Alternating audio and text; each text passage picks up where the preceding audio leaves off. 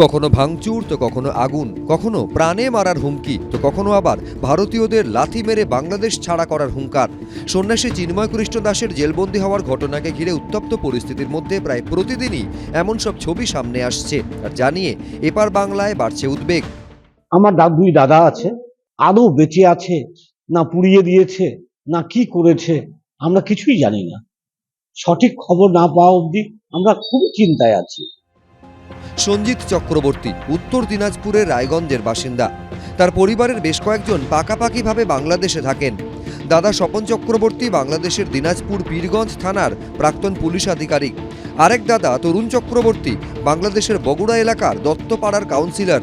অশান্তির ঘটনা সামনে আসার পর থেকেই দাদাদের সঙ্গে যোগাযোগ করতে পারছেন না। বিভিন্ন মাধ্যমে গন্ডগোল হওয়ার পরে খবর পাই যে তরুণদা যে আছে বা উনারা যে আছে, দাদা স্বপনদা, উনাদের বাড়িঘর পুড়িয়ে দেওয়া হয়েছে। হ্যাঁ, তাদের কোনো খোঁজ নেই, দাদারও খোঁজ নেই। আমরা খুব দুশ্চিন্তায় আছি এই ব্যাপারটা নিয়ে। সময়ের সঙ্গে পাল্লা দিয়ে বাড়ছে টেনশন। সুদীপ চক্রবর্তী, এবিপি আনন্দ, উত্তর দিনাজপুর।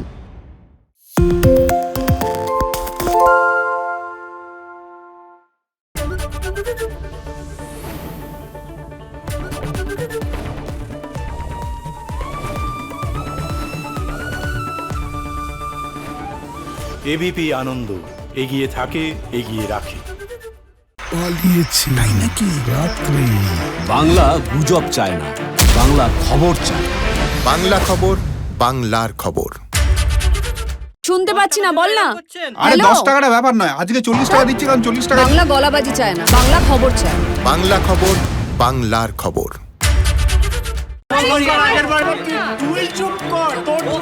বাংলা ঝামেলা চায় না, বাংলা খবর চায়। বাংলা খবর, বাংলার খবর।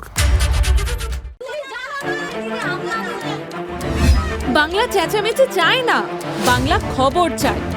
বাংলা খবর, বাংলার খবর। আরে চাটা দে। এই আমার একটা চা দেন। কি হলো আমারটা? বাংলা পক্ষপাত চায় না, বাংলা খবর চায়। বাংলা খবর, বাংলার খবর।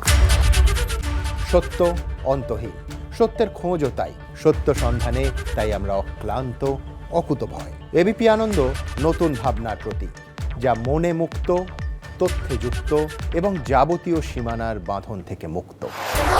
সীমা না শব্দটির মধ্যে লুকিয়ে আছে মানা শব্দটি, যেন চোখ রাঙানি এক অদৃশ্য বেড়াজাল, যা আটকে রাখে আমাদের এক ছোট্ট গণ্ডির মধ্যে। একমাত্র সঠিক খবরই গড়ে তুলবে এক মুক্ত সমাজ। সেই জগৎ গড়ার লক্ষ্যে কোনো সীমানার ঠুকুটি আমরা মানব না।